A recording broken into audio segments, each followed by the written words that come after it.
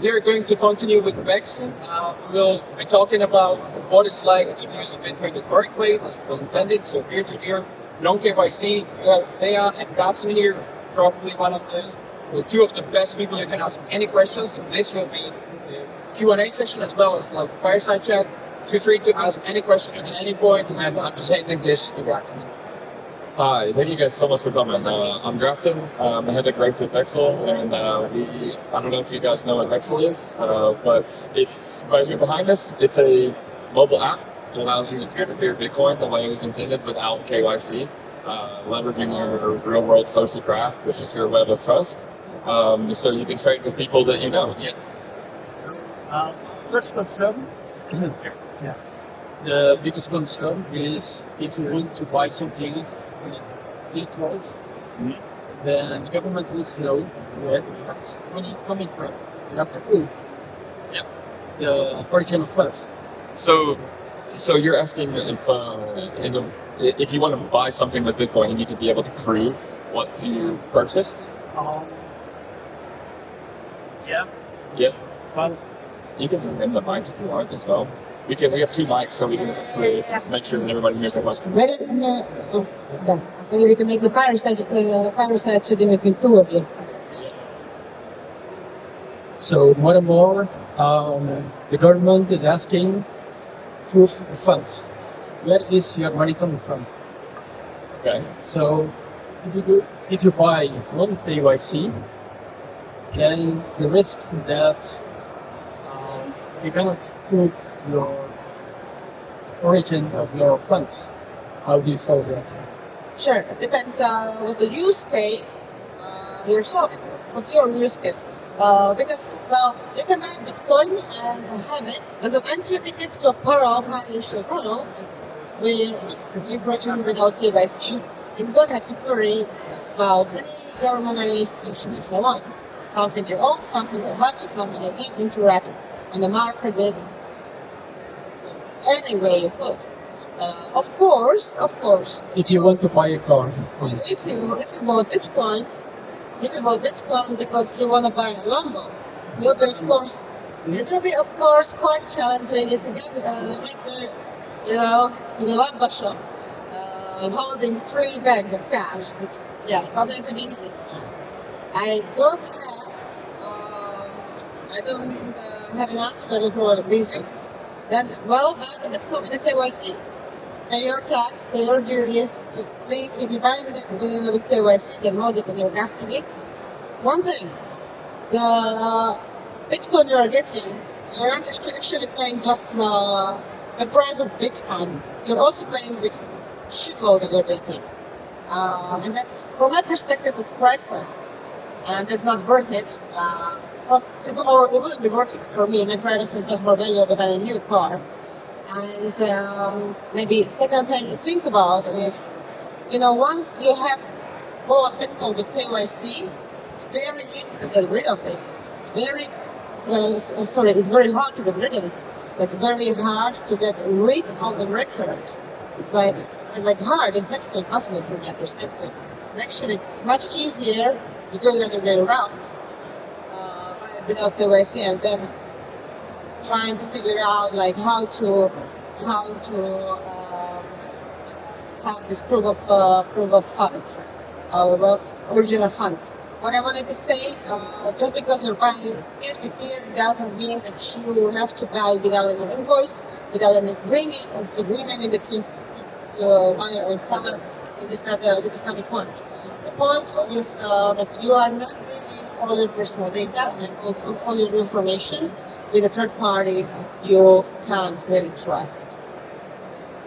But if you live in Europe and you bought non KYC and want to buy a car, then they want to know where that money came from. So for me, my question is, what's the problem in actually proving the funds? So just because you're into a KYC system or not KYC system, you still have the ability to report anything that you want to. It's up to you. You have that moral obligation to do what you should do. So proof of funds is that's on you. You can prove anything that you need to prove based on your transactions. You just need to create your own records and keep it. Instead of having a data system that KYC is tracking everything you do, it's on you to track it. It's on you to keep up with it. You take that responsibility. How do you do that? How do you do it? Is it what's that app? Can you So keep track of your records? we're not a financial institution. We do not touch Bitcoin. We do not touch fiat. What we do is connect you with a counterparty that you're friends or friends of a friend with. And when it comes to you, is it's simple as maybe you keep a spreadsheet, or how do you keep up with anything? How do you keep up with anything that you purchase or create? If you're using cash in a society, you still have the obligation to keep up with that and prove those funds as well. Yes. If you're selling something for cash, you do have an obligation as well. Yes, but if you, for instance, take a screenshot, that may not be enough. They may say it doesn't. It has to be a PDF. So how would you do it if you were dealing with just cash? well, cash is for small amounts to a maximum 3,000 euro. But if you want to buy a car, it's more than that. Or if you want to travel. And the once I had to prove the funds, I showed a screenshot. It was not enough. It had to be a kind of PDF. I suggest when you're buying peer-to-peer, what I really recommend, Yes. you can ask the counterparty or find a counterparty that's willing to set an invoice with you.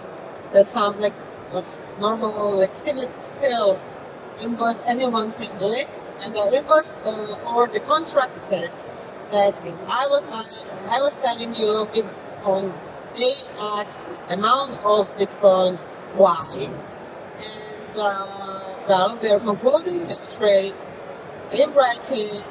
I obtained cash, you obtained Bitcoin, and when you will be selling it, well, price went up. This is the difference. This is wherever you pay taxes on it. It's actually, I don't see any problem with this. Is it easy if you use Vexl to get a invoice from the counterparty? Well, that's entirely up to you and the counterparty. Vexl does not facilitate any creating of any invoices or anything. We are essentially Tinder for Bitcoiners, a peer-to-peer solution that allows you to meet like-minded friends and people that you know. So whatever you want to decide is with the counterparty you agree before you complete the trade. So you say, hey, can we do this with an invoice? Is that okay with you? And some people might say, hey, I don't want to take that time to do that, but you might find the right counterparty based on your mutual friends, someone that wants to participate and create that invoice for you. But as far as what we do, we don't have any facilitating of creating invoices, like that, because we don't have any knowledge about anything that's happening on our app whatsoever. We are simply connecting you in a private way that allows you to conduct your own trades in your own agreements. That brings me, I just realized we just started and we're speaking about invoices and proofs of funds and basically things. Vexl is not exactly about it. It's a social network to meet like-minded people, find a counterparty for your non KYC peer-to-peer trade. Maybe I wanted to ask the others if there is any question, something else that would interest you that maybe was not clear from this beginning of the conversation, because it feels like we kind of jumped right in. So does everyone here know what Vexl is, how it works, how it looks like? Or are we now totally lost just after these first 7 minutes? How many of you have actually used Vexl to have a trade? We got a couple hands here. Yeah. Okay. That's pretty good. How many of you have the app but haven't done a trade? All right, it was a one. Okay. Three. Okay, that's pretty good. So when it comes to like that initial thing with Vexl, is I always got the question, was it like it's weird to meet someone for a peer-to-peer trade? Like I don't know how I feel about that. But I think that we all do peer-to-peer trades all the time. A lot of us are familiar with marketplaces like Facebook Marketplace or Craigslist or something like this. But you will easily drive to someone's house or give someone your home address to come pick up a sofa and trade cash for a sofa. So tell me how that's different than buying honey for Bitcoin or buying Bitcoin for cash. For me, it's the same, especially when you're doing it in a way that you know that the counterparty is someone that you share common friends with, that you can have a good, successful trade. So it's different than Facebook. When I post something for sale on a Facebook marketplace, I get 3 of my friends putting banter comments under it saying, oh, I know what happens on that sofa, or I know where that's been, and I'm like, Jesus, can you guys leave me alone? I'm just trying to sell my sofa.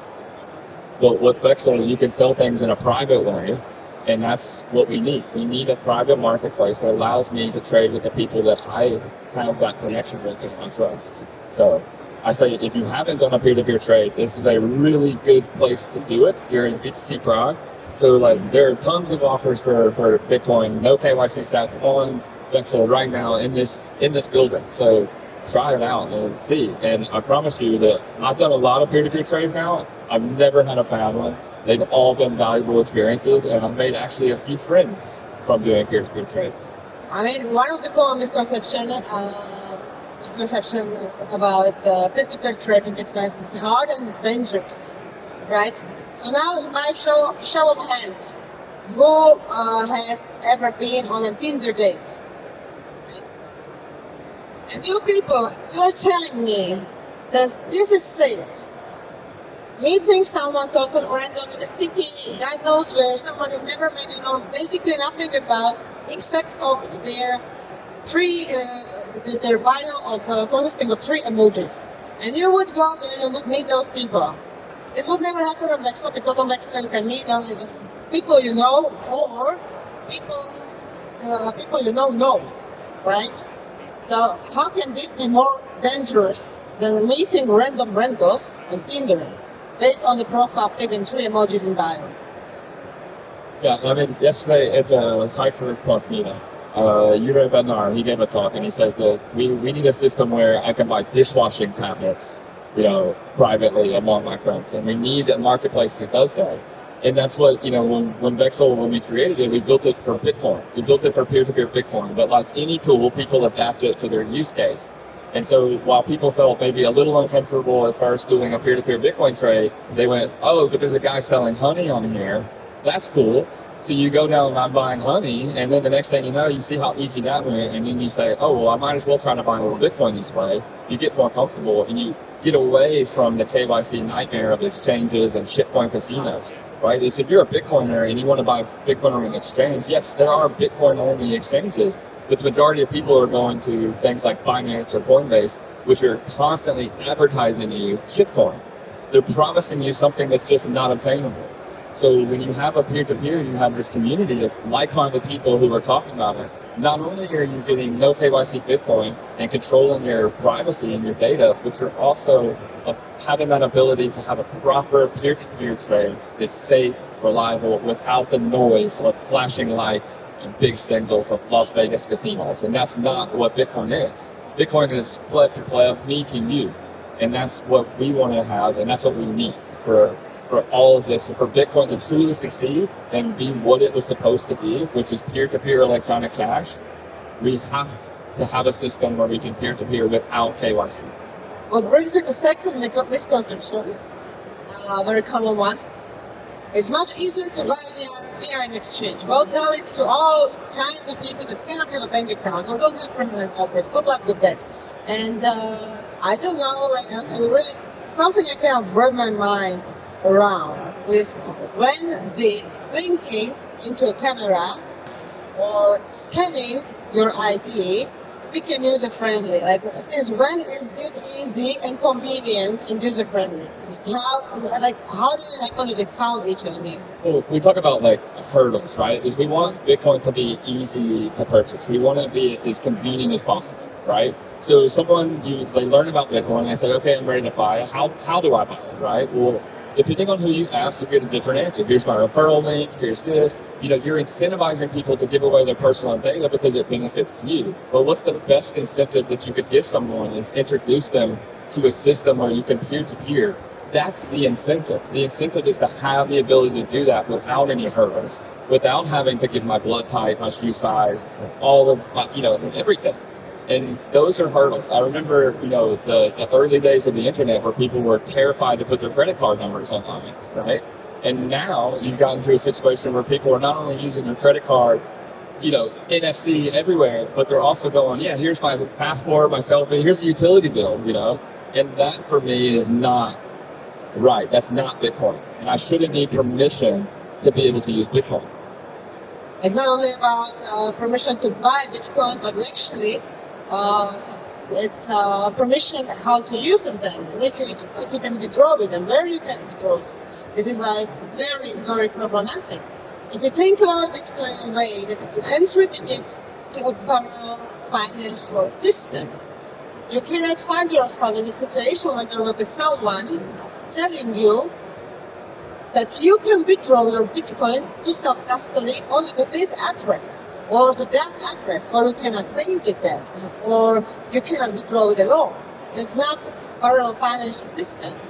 That's the same, just, the old one we had, just trying to be orange. And that's which is a really good point because I had a talk yesterday about peer-to-peer, not ETFs, right? And I look around and I see some members of communities that I've visited and I've been a part of, and you have these organizers who are putting together meetups in their town. And I don't know how many of you, by show of hands, have been to a Bitcoin meetup. Yeah, amazing, right? And they're great. You like going to Bitcoin meetups because you're meeting these like-minded people, and you're able to. A lot of people go to meetups so they can peer-to-peer. And what Vexl does is it leverages that community, that meetup, and allows you to say, oh, we don't have a meetup today, but I still am connected with those people, so I can still trade with them. So you're building local Bitcoin communities, you're building local economies, and allowing you to have that freedom to transact without permission. And that's exactly what Vexl aims to do, is be the best friend of the community, so that you can have your area, your community together in one place. But please no invoices. No invoices. Where are you legally based? In the EU or in the States, or you must have an identity? Oh, you mean like where the entity is based? Yes. Which jurisdiction? It's here in Czech Republic. Yeah, which is, I don't know if you guys have ever heard of, do you know what Vexl means? Like, where the word comes from? Do I have any German speakers here? Yeah, you're German. Yeah, you do know where it comes from. Yeah. You don't have to talk, but the Vexl is the German word for, exchange of money. Right? Exactly. Yeah, and during communism in the Czech Republic, you had these guys that, freedom was limited, right? And so, me being American, I studied history, I was exposed to this much later, and I found out about it. But you had these guys, you had stores that sold products from the West, that you needed permission to visit and buy these goods. Not everybody was allowed. So there were these people who stood outside these stores. They were known as Vexlocks. I hope that's the correct pronunciation. Vexlocks. And what they did is they allowed you to have that freedom to transact in those stores. You give them cash, they give you a voucher, you go in and you can buy a pair of Levi's jeans or a JVC stereo. They gave members of the society who didn't have permission that freedom to transact. And so when we look at it, me being American, I come to Czech Republic, and I always kind of say that there's nothing like a post-communist country that understands what it means to have freedom. When I look at the United States, it's one financial tyranny regulation after another. And so looking at Czech Republic and while we're based here, I really feel that there's something happening. I mean, look around, you can see that there is feeling about being in Prague. I know you guys have all here, but there are a lot of amazing projects that are coming out of the Czech Republic, and Vexl is one of them. If you went over to our booth, you probably see the leaderboard, and you can see the Czech Republic is by far leading the adoption of Vexl. And then I admit here we can speak about it later. Scaling Vexl is too hard, but now here in Czech Republic we came to a situation when if basically anyone joins the network, it's so dense, the network of connections, that it's very rare that someone wouldn't find an offer in their area. So what I wanted to say was, and I wanted to actually connect to what Grafton was saying. I guess this is something specific to Czech Republic, because we had 40 years of communism. We have several monetary reforms that drastic, dramatic changes in the organization of society, all in past 100 years. People here can but they are used to trust each other. They are used. That's a cool T-shirt over there. That's a homemade design you made. Yeah. Sorry, I was distracted. Nice. People here tend to trust the community and not trust the state or government that are just going to take care of them, because well, they lived through it. They've seen it firsthand. So it's not like I don't want to sound like I'm wishing such destiny to any other country. I just wish for other countries to have this mentality of like people coming together, helping each other also in other countries, not relying this heavily on the state or on government in general. So does anybody have any questions about anything? You raise your hand, yeah. Can you talk about a little bit about how Vexl keeps the contact secure in a way that I can trust the phone number, username, first name, last name details? Yeah. So yeah, I can tell you. So the way we handle data is quite unique, right? So we have your phone numbers, which is what really builds your web of trust, right? So how many of you use WhatsApp to talk to extended family, these people, right? The people that you know the most are the people that you share contact information with. So how we deal with phone numbers is those phone numbers, you do verify your phone number to prove that you're human, so I can't pretend to be her or anyone else, but your phone numbers are encrypted locally on your device, and only the hashes are used to build out your social graph. But what's interesting with the Vexl data is that we have 4 different microservices that handle 4 different operations. We have your contacts, which are encrypted, your offers, which are encrypted completely separately, never communicating with your phone numbers, your chats end-to-end encrypted, and also your profile is end-to-end encrypted. And that data never communicates with each other. So there is no way to link those up, right? These 4 parts of the app of the backend are coming together only on your device, and this connection is of this particular things are always unique for your device. We could not by any chance reach it, even if we wanted to. There is no way, and it's verifiable easily. Our code is open source, so anyone can look for any kind of backdoors, malicious intentions, and so on. Well, and also, and I wanted to say one more thing, and now you interrupted me. no problem. But yeah, the contacts. Even if we decrypted the contact numbers, we wouldn't get anything. We don't know who these people are. We are not even verifying that when you are logging in, it's you. We don't know who you are. We are verifying that you are an existing person that has a phone number. We are not verifying that you are Grafton Clark, right? We don't know this. We know only the number. And even if by any chance, I don't know how, we got the list of the phone numbers. It's a list of phone numbers. We cannot do anything with that because it has exactly 0 value. yeah, I can generate them. It's much easier to generate just like all of the phone numbers than just like this random phone numbers I cannot say anything about, right? So does that answer your question? Yeah, awesome. Any other questions? Yes, we are fully open source. Everything is on GitHub. You can find that very, very easily. Yeah. Solving functions. So, did I get it right? Did it was still in the initial phase? Or is it, for example, used in my old country, Germany? So we actually last year at BTC Prague we launched globally everywhere, but I'm probably sure you can guess where we're not available, which is the United States. But yes, in Germany has a very a growing Vexl community. Absolutely. You can download the app and use it, and there are lots of users in Germany, and it's growing. It's getting bigger. And even this weekend, we can go over and check the leaderboard, and you can see how Germany is climbing up and doing it. Because with the German community, with 21, like, you guys need peer-to-peer. You need that community because you're getting together and you're planning these events and you're doing stuff together all the time. And to have that ability to connect not only at meetups, but to really share who you trust with each other so that you can set prices. But yes, if you're in Germany, please download Vexl, check it out. The best thing you can do to really bootstrap and get Vexl going in your community is when you get Vexl, create an offer. If you want to buy Bitcoin, say, make an offer. Say, I want to buy Bitcoin. If you want to sell a little Bitcoin, maybe you don't want to sell, but maybe you just want to kind of bootstrap it and get it started. So yes, say, hey, I have a little Bitcoin to sell. I'm trying this out. So the next person who joins sees in their network, oh, there's offers here. I might as well right now. I might as well check this. But if you got a product that you've been looking at, I told a story earlier of a bitter Nintendo Switch, that I purchased. I look at it and I go, I want to get rid of this thing. I want Bitcoin for it.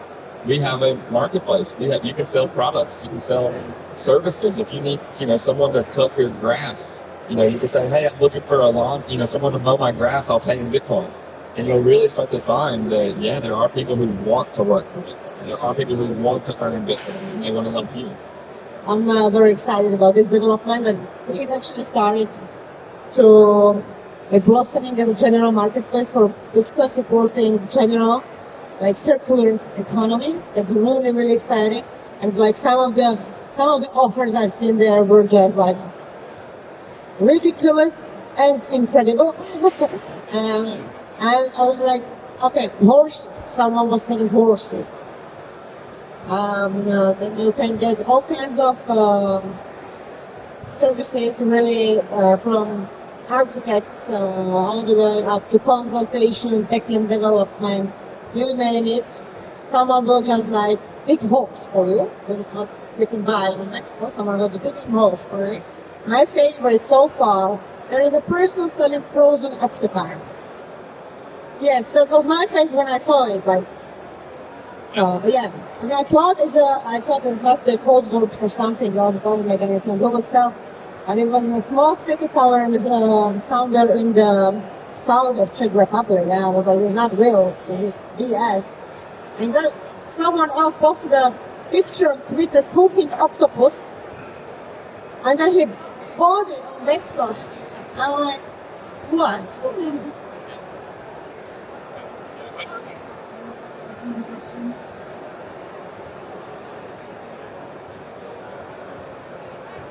Hello. So this is not a question, it's one comment about the phone numbers. I spoke with the booth, and he added that you're not only sending your contact, but all your contacts, which means that you are getting, hash contacts forwards, which means that there's no way to know who's Bitcoiner among those. So the anonymity set is much bigger. Also, yeah, it's exactly like that. Just briefly, is that when you have your contacts, I have a lot of contacts in my phone. I have my favorite restaurant that I call and order reservations from. I have the lady who walks my dog. I have friends. There's a lot of people who aren't Bitcoiners that are in my contact book, and they're not connected with Bitcoin, but they absolutely improve my network because maybe somebody shares the same dog walker, or maybe even in my local neighborhood, maybe somebody eats at the same restaurant. They go, hey, you like this pub too? Why do you have this pub's number? And it's, again, like-minded people, like-minded friends. I want to say that one of the genius things about the architecture of Vexl, the middle contact, the common contact doesn't have to be a mess. It doesn't. You don't have to implore and just speak to big Bitcoiners about Bitcoin. Just to be able to verify credibility of a counterparty. If me and Grafton share the same cleaning lady, I can ask that cleaning lady, is he a decent person or not? And she might give me the information just good enough for me to decide if I want to trade with him or not. And at the same time, I don't need her to understand Bitcoin. She does not even have to know why I'm asking about Grafton. Exactly. You have another question? Do you advise to go through VPN or not? I would say, it's not really necessary in my opinion because you're not actually buying or selling Bitcoin via the app. All you're doing is talking to people and everything is encrypted. So even we have no knowledge. We do not know what is in your network. I only see what's in my actual network through my contacts. So even if I wanted to see your network, unless we know each other, unless we have each other's contacts, or you know one of my friends, I will never see the same offers that you see. It only applies to you. That's the individual and who you know. That's where it stops. Friends and friends of friends. It doesn't go further. So even if we wanted to, we could not see what is in your network. Are you in a position to see what is like the most common way to buy or sell Bitcoin? Is it on-chain or Lightning, or is there more exchange of goods or just trade? These kind of visibility or not? I mean, what you mean on in the app or generally like? So like if we know what's happening. No. So we can't see offers. We don't know what the offers are. So, to be honest, most of the peer-to-peer trades that I do today are happening via Lightning. I meet somebody under the horse in the big city square and we do a quick trade. I want to make that quick. So I'm using Lightning, right? But that's, I would say in my network, the most common trades I do are via Lightning. But I can look at my marketplace and I can see that there are lots of products. Lea and I, we know a lot of the same people, so we see similar offers, and I see the octopus offer. I see the horses. I see these things as well. And it's always interesting to see, like, okay, who are our mutual friends who's selling a horse, And that's a really cool thing. And I've been buying like honey and eggs on Vexl now for like a year. And like I don't use Vexl to do it. I just send the guy a signal message now because we're friends. And that's where we meet is like we don't know anything that's going on, because what we're doing is we're introducing you to a person that maybe is the person that you meet every single week and you DCA into Bitcoin with them. I look at like orange pill devices and people you say, how do you orange pill someone? And we were having a conversation. We're like, you talk about inflation and all this. And I go, yeah, that's gonna turn off most people immediately. So my method is always tell people, hey, like, all right, you can afford to buy yourself a beer every day, right? So buy yourself a beer every day, but instead of beer, buy Bitcoin with it. At the end of the week, DCA into Bitcoin, just do a little bit. But if you meet the person that's doing that, it makes it a lot easier for you. And you do that off of Vexl. You don't do that on Vexl because we don't know. You meet the person, you get comfortable, you say, hey, let's have actual contact, and then you just write them personally. Yeah. Any other? Yeah. I just wanted to point out that we are coming to the end of our slot, so maybe two last questions, if there are any. If you have a contact list, you have see an array of offers. Yeah. So If you, the question was if you have an empty contact list, if you see any offers, you might, but it will be very limited. So in practice, if there are people that have you in the contact list, and they post an offer, you might see it, right? But it will be the ratio is just like not very probable. any more? Last question. Yeah. Cool. If you guys have any other questions at all, like I'm pretty easy to find. I'll be at the Vexl booth. I'll be around. Please come chat with me. I like talking to you guys. If you have Bitcoin meetups in your town, like I really want to learn about them. I want to hear about them, especially if you organize meetups. Like we want to help support you guys because community is everything. Look around. This is what we're doing. This is Bitcoin. We're talking to each other and we're talking about how do we solve these problems. So yeah, get in touch with us. I want to talk to you. I want to hear what you have. I want to hear your questions. I want to know the stuff so we can build the app for this. First, most importantly, we built the app for us because it's something we want to use, but we want everyone to be able to use it successfully. So thank you guys so much. Thank you for coming.